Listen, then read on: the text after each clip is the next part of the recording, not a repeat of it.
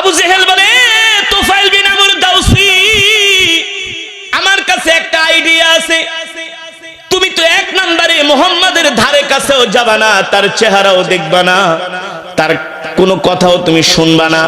তুফাইল বিন আমর দাউসি বলে, আবু জেহেল, এটা আবার কিভাবে সম্ভব? একটা মানুষ কথা বললে তো কানের ভিতরে আওয়াজ আসে। আবু জেহেল বলে, আমার কাছে একটা বুদ্ধি আছে। সেই বুদ্ধি হলো, তুমি তোমার দুই কানের মধ্যে তুলা ঢুকায় দিবাও। তুমি তোমার কানের মধ্যে তুলা ঢুকায় দাও।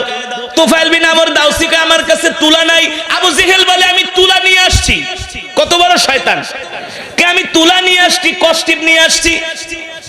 কি করা যায়? বেচারা মুরব্বির সামনে নাও করতে পারে না। কতগুলো তুলো নিয়ে তুফাইল বিন আমর দাউসির দুই কানের মধ্যে ঢুকায় দিলেন। ঢুকায় দিয়া দুই কানের মধ্যে কষ্টিপ মেরে দিলেন। তুফাইল বিন আমর দাউসি মুখের উপরে বলতে পারে না, বেচারা পড়ে গেছে।